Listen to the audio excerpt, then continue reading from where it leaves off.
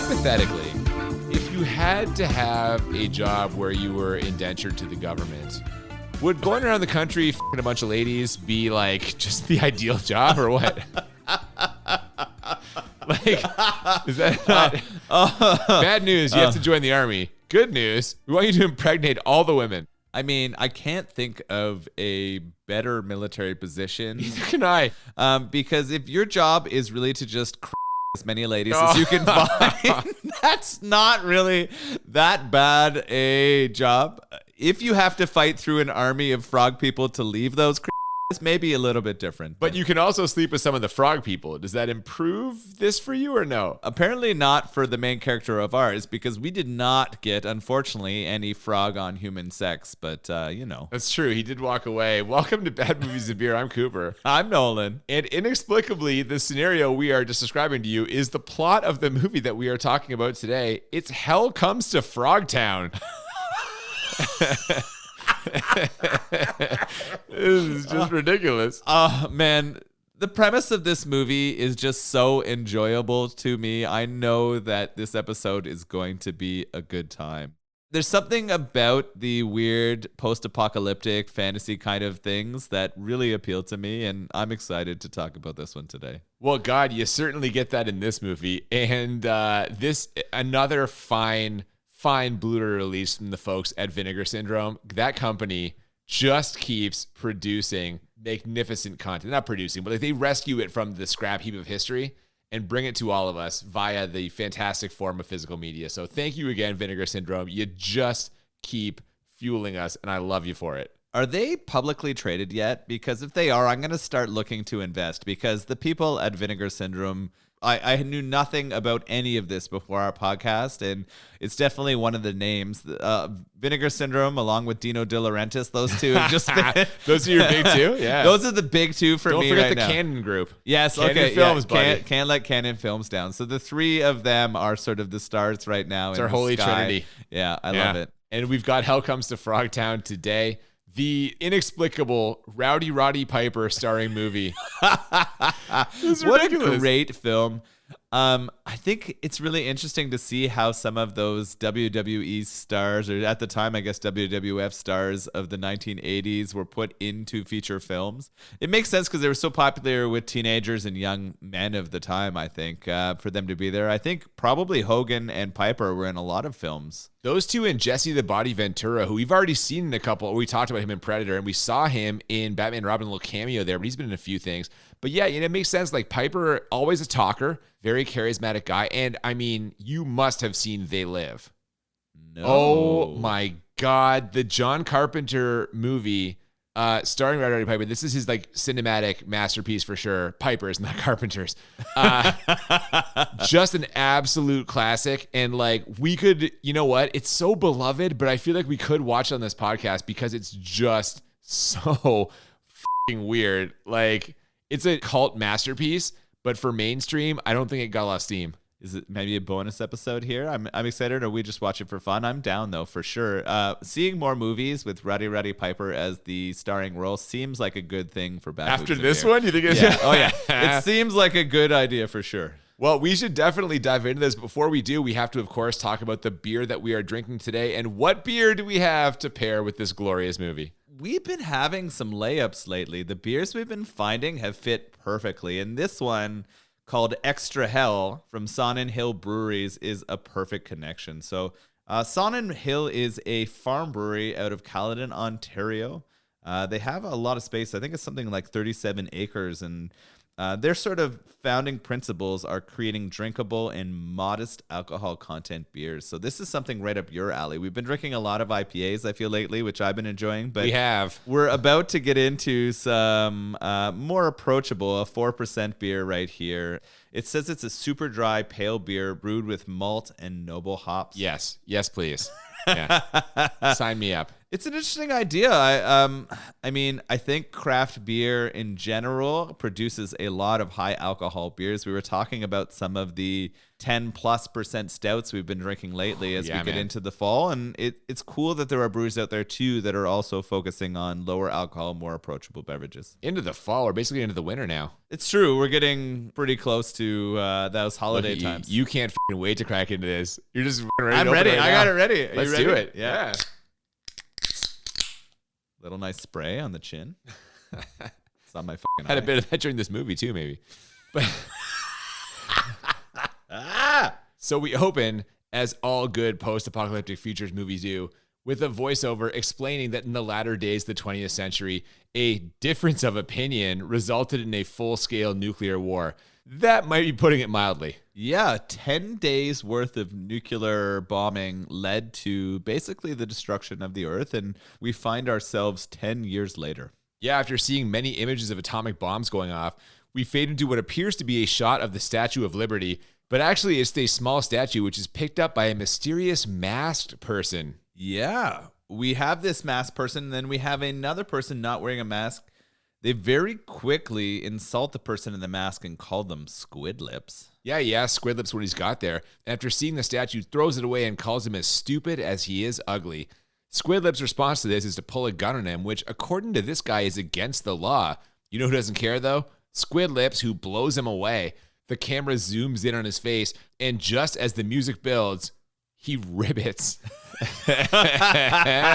Oh, this was really good. This was a really nice touch. I got a really good laugh out of the ribbit. I knew this was called Hell Comes to Frogtown. I hadn't realized we were getting frog people this quickly, and I loved it. Yeah, the tone is set very early on in this one. We get a pretty cool opening credit sequence, which ends with a wanted poster for Sam Hell. That's Rowdy Roddy Piper's character. But apparently he's no longer wanted. He's been captured. Yeah, I like this credits. The music is really good. The graphics that sort of slide across the image of people and the names as they come in is entertaining and appropriate as well. So I'm liking the start here. We get Sam Hell. He's been captured, and we're right into an interrogation scene. Yeah, I think they call him captain. He's some kind of captain doing the interrogation.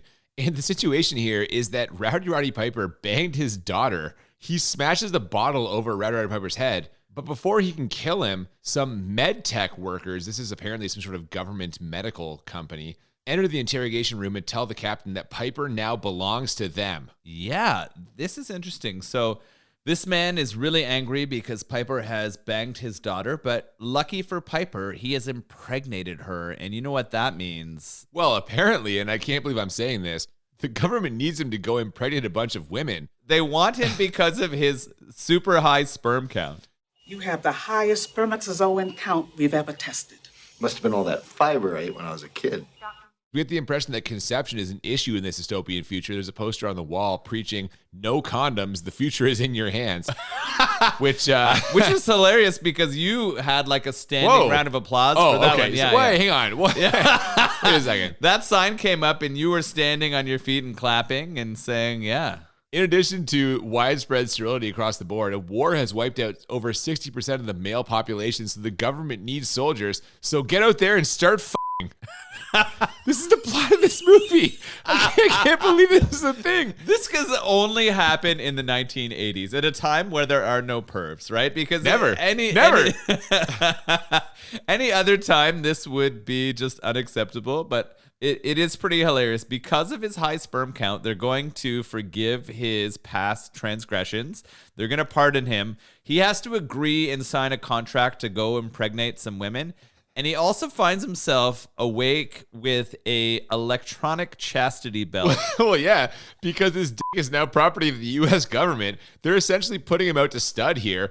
And to help him on his way, they've assigned 2 hot ladies to escort him across the country. One of them, Sentinella, is a soldier who is constantly stroking her giant gun suggestively. And the other one, Spangle, looks like Judith Light from Who's the Boss? She's got the giant glasses and everything. It's Angela. This is pretty funny. So they're lining up this scenario where Rowdy Roddy Piper's job is going to be to go impregnate as many fertile women as possible. And to guard him, they have a Angela-like, nerdy, sexy woman, as well as our Centronella character, who is just straight soldier sexy. This looks like they're setting up a plot for a porno. I mean, It's not exactly different. And to be fair, at any point in this movie, I was expecting like a full-blown like orgy to break out on screen. Doesn't really happen, but I was ready for it. I would not have been surprised. So your experience watching porno prepared you for this to potentially turn into an erotic film? I can't imagine screenwriters coming up with this plot, the idea that a man needs to impregnate as many fertile women as possible, and it not being an erotic film. Yeah. They kind of play it more for laughs than like sexual titillation, I guess. But, you know. They do, which is kind of hilarious, right?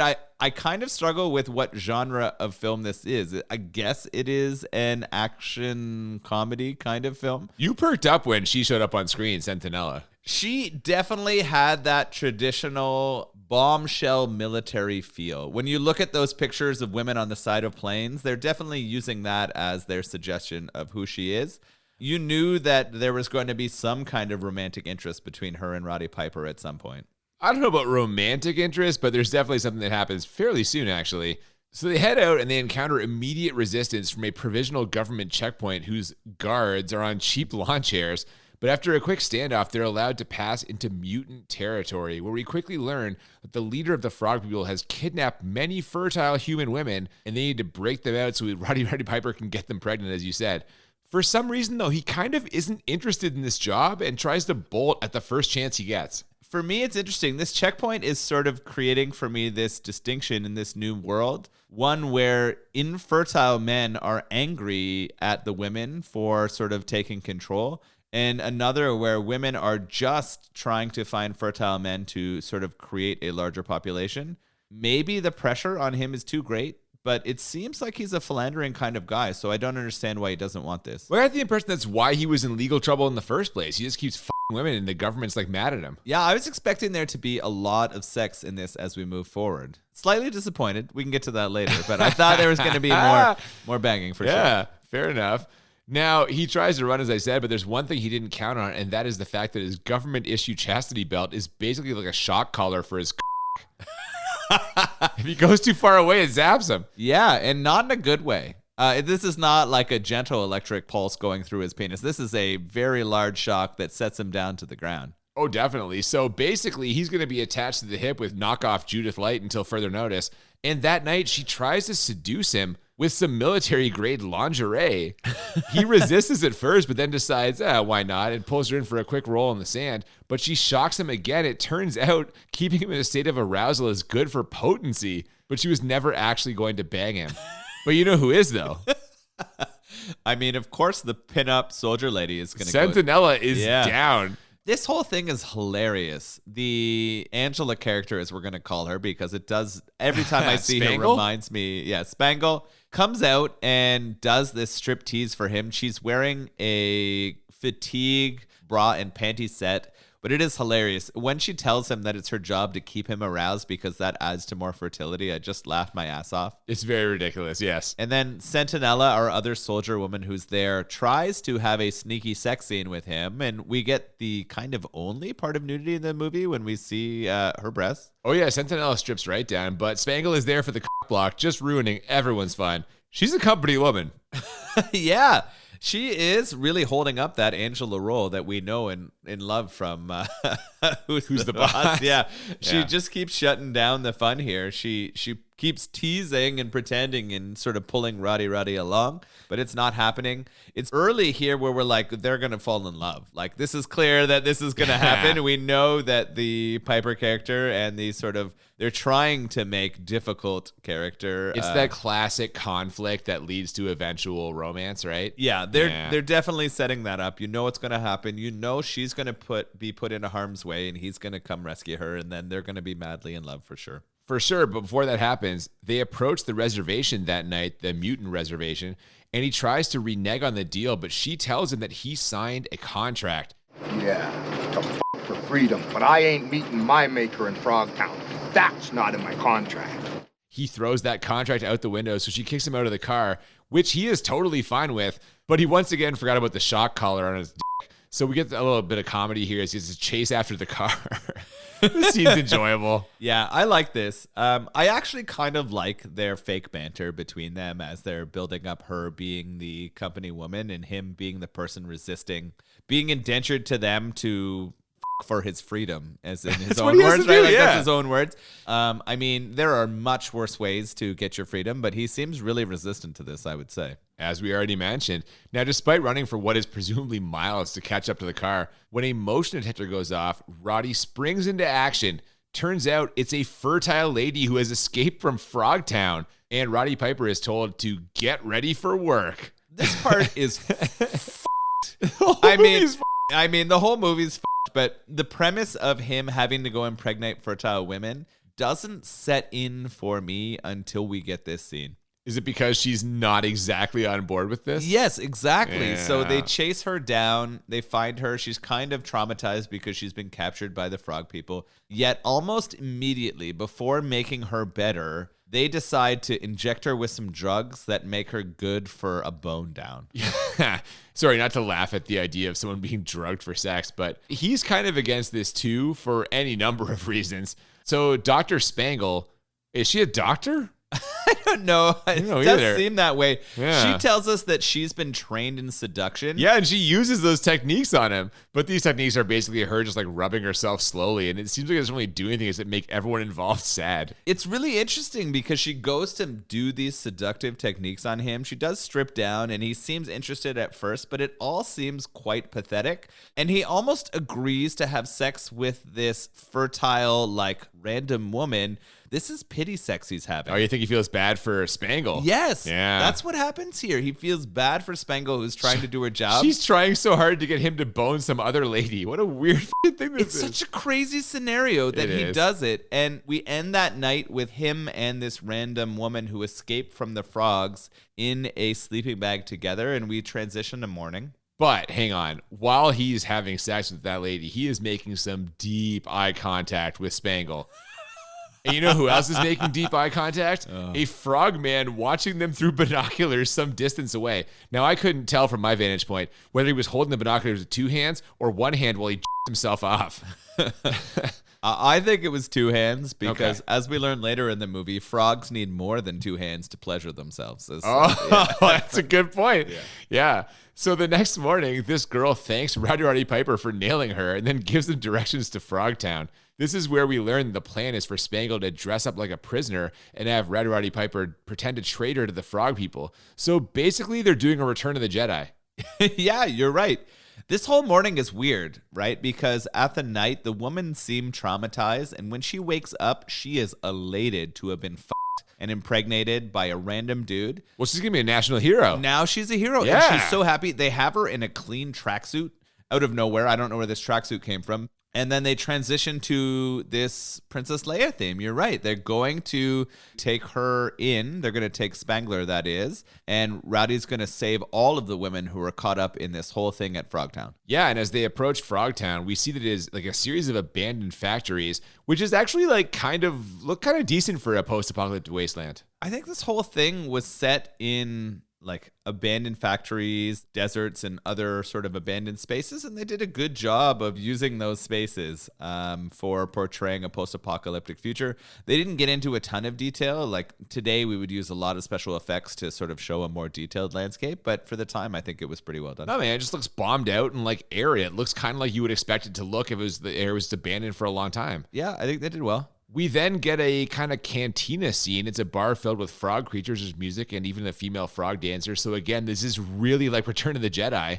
Also in the bar, Rowdy Roddy Piper's old friend Looney Tunes, played by Rory Calhoun. And sure enough, he's standing and walking, so I could tell immediately it was Rory Calhoun. Always standing and walking.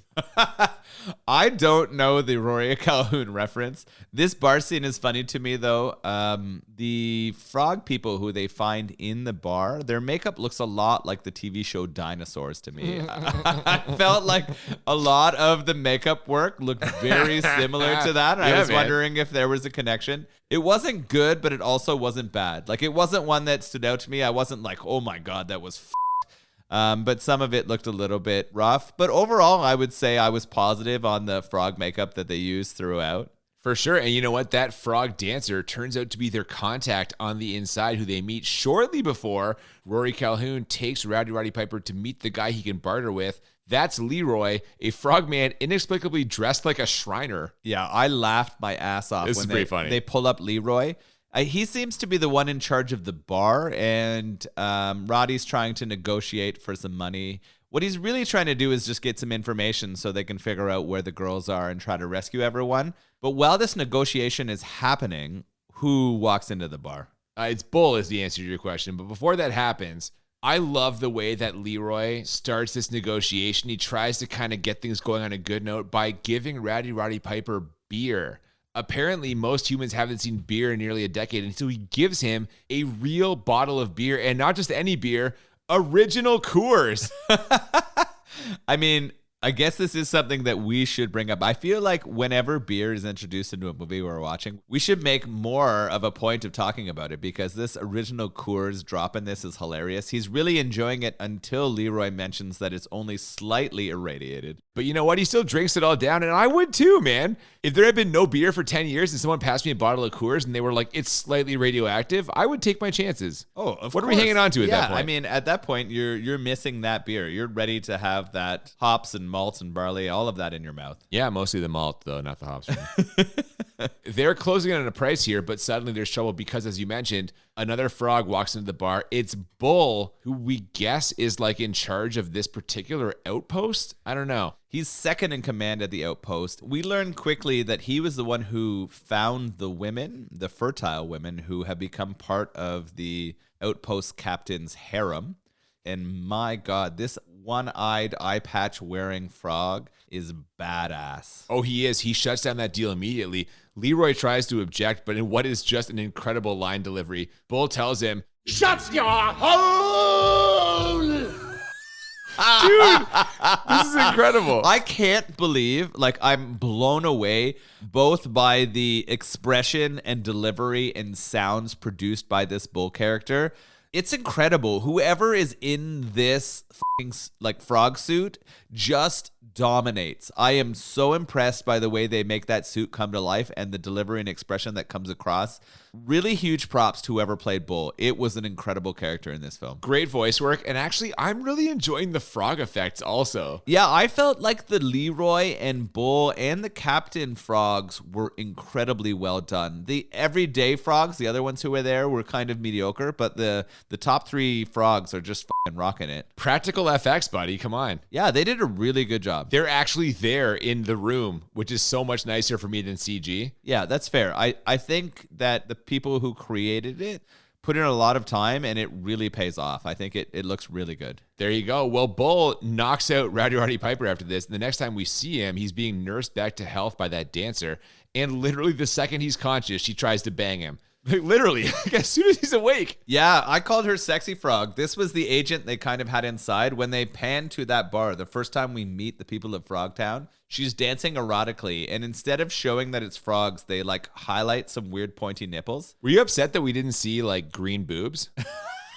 Are we throwing back to the breast thing? No dice, nothing. I there? mean, this woman is trying to seduce Rowdy Roddy Piper, and he is doing his best to throw her off. I'm not sure why he doesn't just succumb to her frog wilds and just let it happen and then move forward and help save the day. Just to see what it's like, you mean? Yeah, why is he Yeah. not going for this? She was not an unattractive frog. I mean, she's the comic relief, though, so all of this is just light comedy, but it's enjoyable. These good times get broken up, though, by his chastity belt beeping. Spangler has moved out of range, and his dick is going to explode if he doesn't find her. Yeah, they realize very quickly that they have to go chase Spangler down. She's been captured by Bull and being taken to become a part of that harem. So we have Hell and the sort of sexy frog running off to go try to get as close as possible to Spangler so he doesn't explode. What do they encounter on their way there? There's some kind of business deal happening. It's like a gun deal, and she's just there because she's chained to Bull. But while he's watching this happen, Hell falls off a catwalk and gets captured. Why did he fall off this catwalk?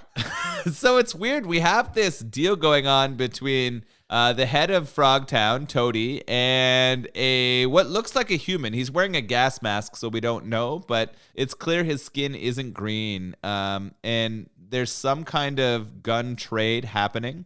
It's inexplicable why Hell falls off the catwalk into them and very quickly gets captured, but it does happen. And then we transition to Hell being in a torture scene very quickly. Yeah, we kind of jump back and forth here between him being tortured by Bull and Spangler, who is not in much better shape, as she gets dragged off and tied to a bed where all the fertile women dance around her to prepare her for a night of interspecies sex that she'll never forget.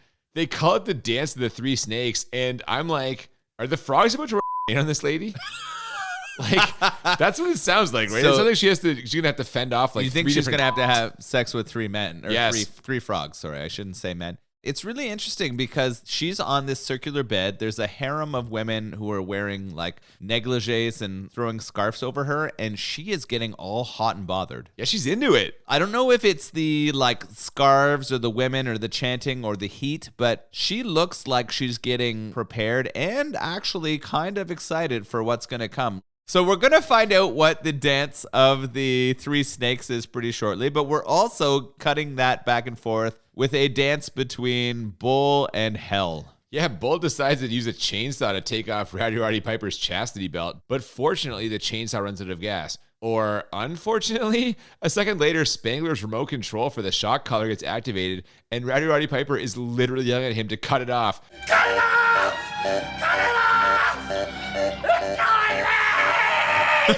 This is funny. It's kind of this mix between the two scenes. I guess somehow the scarves that were being run over Spangler's body touched her earring and started shocking Hell in the penis. And so he really wanted that chainsaw to work.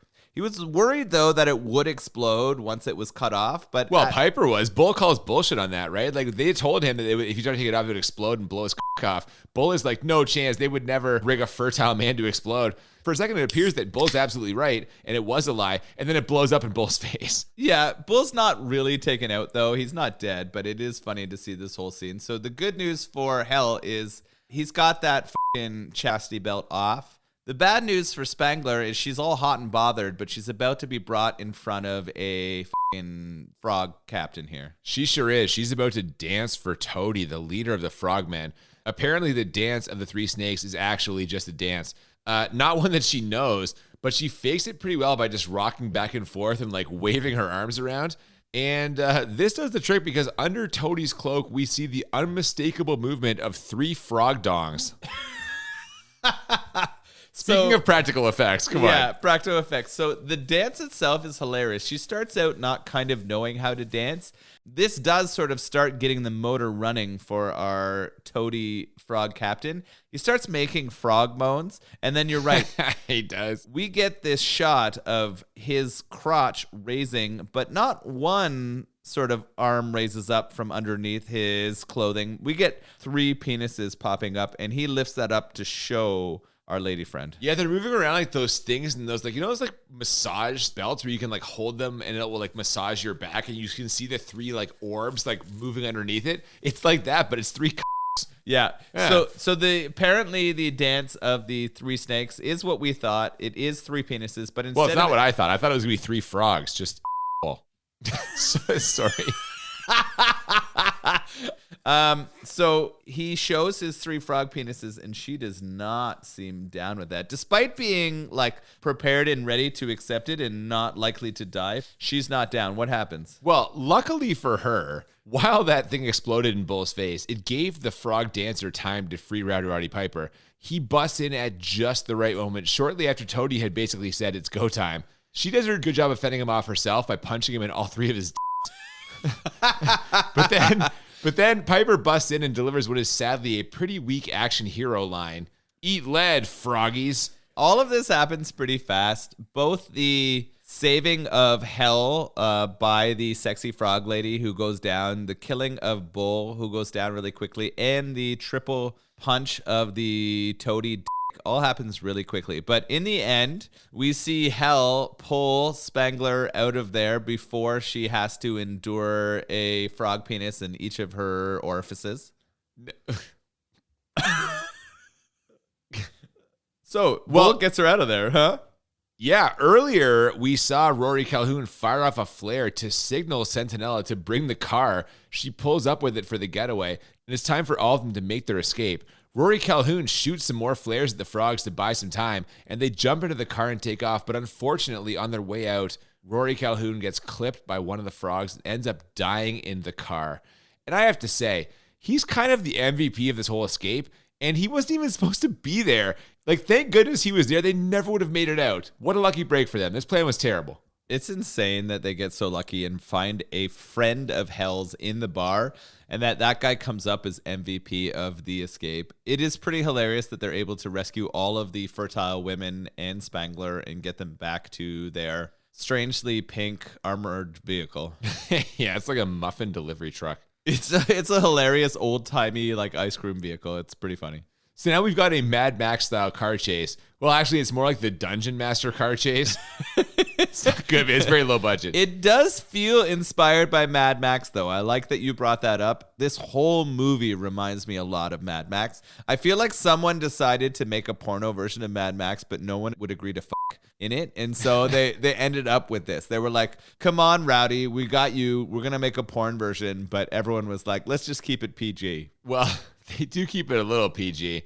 It seems like they're about to make it out unscathed when suddenly that person in a gas mask forces them off the road and captures them. He is very mysterious for about 30 seconds. Then he takes off the mask and we see that it's that captain from the interrogation scene from the beginning of the movie. Oh shit, it's the guy that Hell had impregnated his daughter. He's back. He had tried to bring down this government and all of the women led. This guy is so misogynist. You can't write a more misogynist character, I don't think. He is so mad at all the women. This used to be a man's world. And so his plan is he's going to set off another atomic bomb and wipe the slate clean. Now, luckily for all of us, Rowdy Roddy Piper silences him by throwing a katana sword faster than the speed of light right through his chest. This cut is unbelievable.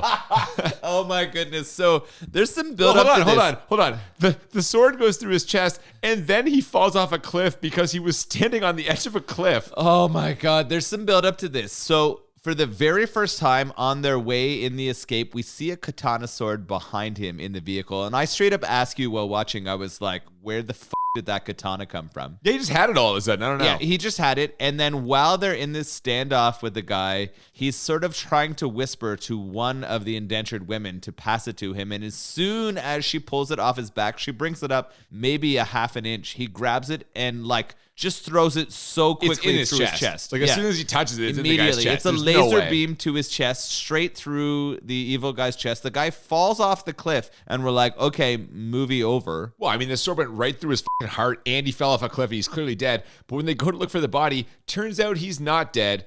We can tell because the sword is lying there, and there's a trail of red paint leading off towards a canyon. Oh, the paint is egregious. Like, this movie has been enjoyable in terms of special effects. It doesn't stand up to today's standard. No, they're not good. But it has been good comparatively. The paint effects are brutal. That is not the color of blood. No, it's not even close. On all of the ground and the walls, you're like, that's clearly paint and not blood. I was upset. Rowdy Roddy Piper goes to chase him down and immediately finds his body laying in the dirt, but like just gently kicks it a couple of times instead of, I don't know, rolling it over or like shooting him in the head to make sure he's dead. Which he's not. He perks up and is about to bazooka Rowdy Roddy Piper, but right then his boot makes a sound and Piper is able to spin around and shoot him dead for real this time. This scene's bullshit. Yeah, oh, definitely. But that guy's dead. No time to celebrate, though, as a sudden explosion tells Rowdy Roddy Piper there's trouble back by the car. He rushes over there to find it destroyed and no sign of the women. Toady is there, though, and now it's time for the final showdown. Yeah, we got the big bad Froggy versus fucking Rowdy Roddy Piper. This thing is like a 5-minute long fight scene. It's ridiculous. It's pretty amazing. I love that they fight their way on top of a cliff and they're punching each other. Every time Rowdy gets hit, there's so much blood that's produced. It's like him in the wrestling ring. He pulled out a razor blade and cut his forehead, right? Like, this is how it's going right now in the fight. It's not actually he's that hurt, but he's bleeding everywhere. It's just ridiculous. If you haven't seen the movie, just picture Rowdy Roddy Piper fighting a giant rubber frog all over a desert landscape. And like in true Rowdy Roddy Piper form, this ends with him doing the Three Stooges eye poke to the frog and then pushing him off a cliff. Now, Toady manages to hang on and is trying to pull Rowdy Roddy Piper down with him, but Piper chops off his hand with the katana, which then sends him falling down to the ground. Only his hand is still on his body. Like, that seems like the kind of continuity error that could have been easily avoided. This was definitely a misedit. Oh my God, it's the biggest one. He literally chops his hand off, which is why he falls. When he's falling, he has hands. Come on. It's egregious. It's something that would have been like commonplace in our fucking movie with Bruce Lee. Like, this is an edit that would have... Game of Death? Yeah, this is a Game of Death edit if I've ever seen one. But yeah, this part is kind of anticlimactic because they had so much buildup and it's this fight on the mountain. And then the fact that he chops his hand and then he falls off with a hand still attached is pretty lame. Anyway, that's over now. So he returns to the car to mourn the loss of the woman who he seems to be in love with. False alarm, though, because it turns out they were just around the corner the whole time. What the f***? Like... They just come out from behind a thing being like, we're here, we're alive. Like, they were hiding in the cliffs. They knew that they shouldn't be involved in that combat. Although Spangler and the other woman had been like very aggressive and quite effective. Sentinella? Yeah, she's dying to shoot somebody. Yeah, they've been very effective previously in the movie. So it is funny that they went and hide. But also didn't step out and be like, hey, we're still alive when he was examining the car earlier. Like, come on. They knew he needed the motivation to f up that fucking Toady character. Well, he did it. Yeah. Now that they're all alive in the same place, though, we get a big kiss between Rowdy Roddy Piper and Spangler and a nice little exchange where she tells him, Stop. Why? You gotta save yourself for fertles. I have enough. because he's apparently flush with semen. I mean, when you're wearing a metal set of underwear that don't let you like it's holding it all in there. That guy's got blue balls for days. He's ready to come in so many. He's passing. He's got all these options. He's passing on them. I mean, he should have banged that frog woman for sure. I agree. But he's got all these fertile women to fill up with his semen, and then he's got a little bit left for Spangler when he's done. Either way, she wants to cool him down, so she tries to shock him with a remote control, but no dice because the thing's been cut off, right? So apparently we're ending things on a romantic note because he didn't run when he could have. Except, as I mentioned earlier, Spangler, nothing if not a company woman. So she tells him that before they can get together, he's got to f all those fertile women. He kind of gives her an eyebrow and he's like, really? I would like to be with you. But then he's like, wait a minute, let me think about this. Have sex with 5 other women and then I'm in. Yeah, I guess they don't get a happy ending until he gives one to everyone else. That's exactly what it is. Everyone gets a happy ending in this movie. What a post-apocalyptic script. It couldn't be more porno for me. Well, and our last line in the movie is, I guess it's true what they say, a soldier's work is never done, as they drive off into the sunset and we hit the credits. That's pretty good. Come on. Yeah, I mean, they're throwing down that he has to bang every fertile woman around. And if you're trying to repopulate the earth, I guess that is what would happen. If you're Rowdy Roddy Piper and your agent brings you this script, how fast do you say yes to it? Oh, immediately. Yeah. I mean, the only thing you might think is, are they expecting me to do full frontal? Because it sounds like it. And I think, want him to hang dong? Yeah. Oh, yeah. Based on the script, not based on how this movie turned out, but based on the things that happened in the movie, you would assume there would be dong hang. And there was, and there wasn't. So that would be Roddy's. There was barely booze, man. One lady showed her cans. Very little nudity. I feel like that. I can only assume this is going to really negatively affect your ratings later. Is there a porno of this? Hell on Frogtown? Yeah. I hope there is. You should Google it later. I don't want it on my search history, but I would like you to find out if this was really an internet thing. All right, we'll report back to you on that one. Thank you. And yeah, that's it, man. We're in the credits, and this whole thing, for me, this just flew by. I got to be honest. 90 minutes, like exactly 90 minutes, and we're out the door. Good stuff. Yeah, this did not take a lot of time. This movie was, I use the word too often, but it was ridiculous. It is exactly the epitome of that word, right? You couldn't conceive of this script and not think it was anything but an erotic film, and it wasn't. It was a fun 80s sort of action/comedy movie. Yeah, and it sounds like we should just transition here to our ratings because here we are talking about how much we enjoyed it. So we'll rate the movie now. We always do this the same way. A scale of 1 to 10, 2 times. Once for how bad it is, once for how enjoyable it is. And the goal is to find movies that are a 10 or 10 on both scales, or as we call it, the Crit 20.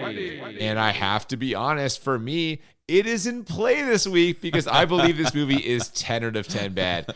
The acting is really terrible. Listen, I love the Piper, but that man is not an actor. And apparently neither is anyone else in this. The frog creature effects kind of secretly like good, but at the same time, just fucking ridiculous. And speaking of ridiculous, the premise of this movie, I don't know who fucking greenlit this. That's what I love about the fucking 80s. People would just make anything. Hey, we have an idea for a movie where guys to fuck a bunch of women to save the world. Do it. Let's go. Absolutely. But the premise is absurd. Yeah, man. I think this is like just, it's a B movie. This was released in theaters. I don't know what theaters were showing it. I don't know who went to see it, but I don't want to meet them. Either way. I do. 10 bad for me. What do you think? Oh my goodness. Your points are very valid. The parts that make this a bad movie are definitely the acting. I don't think that there's a single character that is portrayed in an extremely effective way. All of the deliveries suck. The lines suck. There's just so much going against it. The things that made it enjoyable would have been the sound and music. I thought they were well done. The pacing was well done, and even though poorly acted, the relationship between Spangler and Piper was one that I thought worked well. They kind of had chemistry. They really did, and it was weird. I didn't think that they should, but I thought that worked out pretty well in the movie. I would have loved to have seen slightly more of the eroticism that I thought was appropriate for the plot of the film. Sorry, is this leading to your enjoyable rating? Yeah, okay, we're moving into our enjoyable rating. I already gave you my 10. We're moving towards my enjoyable rating right now. As I talk about some of these things, I laughed a lot. I really did. I thought it was pretty hilarious. I'm not sure that was intentional, but on the movie makers, but I did laugh. I don't know, man. You make a movie with a guy who has to fuck a bunch of women to save the planet while fighting a bunch of mutant frogs. Yeah. I'm assuming they weren't taking that too seriously. No, you're right. It's got to be pretty funny. I think the enjoyable for this is an 8. Okay. I did enjoy it. I recommend if you haven't seen it, it's definitely worth watching for sure because of how absurd it is, both in its plot and the way that it's executed. But so it's going to end up as a solid 18 for me. That's a pretty high score. You know what? This is going to be one of those weeks where we have the exact same score. I was vacillating between a 7 or an 8. And as we talked about it in this episode, it kind of bumped me up to an 8 because it was very enjoyable. I had a good time watching it. I had a good time talking about it. I am just so enamored with the fact that somebody made this. The fact that like someone brought this script to a production company and the production company was like, you know what? Let's do it. Whoever funded this, good on you. Yeah. I don't know how this got the green light, but I'm so glad they did it. Like you said, it's a very enjoyable time. 86 minutes doesn't quite make it to 90. Oh, really? Okay. But they're lean, man. They're in and out quick, and I like that. Like I said, it flew by. So, yeah, for me, it's an 8. And I hate to say it because it makes me sound bad, but I think that one of the reasons it's not a 10 for me is that there was not enough nudity. I really expected, if you tell me there's a movie where a guy has to fuck his way across the country to save the world, I expect more fucking. Like that. I feel he like literally had sex with one person, and there was only one boob shown in the entire 2. I don't know if we even got to see both. We definitely saw both. Okay, so I mean, I think. So we saw 2 boobs in the entire movie about a man trying to have sex to bring back the population, and I think that that is a bit of a letdown, but it is definitely worth watching. It's fun, it's ridiculous. It stars Rowdy Roddy Piper. Like, what are you gonna say? So.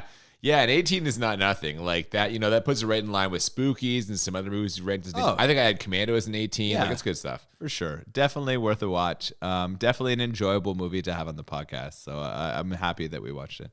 Now, tell me this. Yeah. Was this beer definitely worth drinking, in your opinion? Yes. Ooh. I enjoyed it. The Extra Hell from Sonnen. It was done really quickly. I crushed this lager. Well, it's a regular size can. It's not a tall can. Yeah. And so 4%, easy drinking, definitely lived up to that name. It definitely had a very sort of traditional bitter flavor to it. But I thought that the sort of fresh notes and how carbonated it was made that really palatable at the end. It felt like it finished really, really nice. So I found it kind of smoky. Ooh. Now, to be clear, I still enjoyed it very much. Way more than the beers we've had for the last couple of weeks. But I found it to be, there was a little bit something to it there where maybe it was the bitterness that you mentioned, but it's a little bit more than an ordinary lager. And I didn't mind that. I feel like that was the grains they used. I'm not sure. It doesn't say or doesn't list what grains they used to make this, but it felt almost wheat beery upon the first hit in your mouth, right? It had a really bitter sort of forward taste, and then it finished incredibly smooth.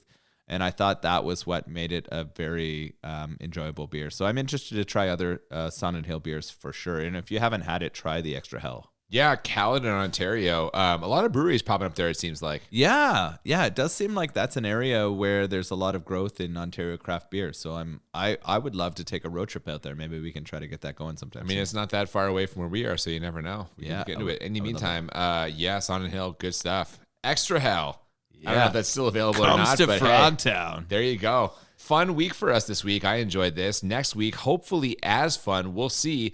It's going to be a comedy next week starring Dolly Parton and Sylvester Stallone. It's a real thing. Excuse me? Yes, that's right. Next week, we are going to be watching a little movie called Rhinestone. So is Sylvester Stallone going to become a cowboy? Oh, not that, my man. He's going to become a country western singer.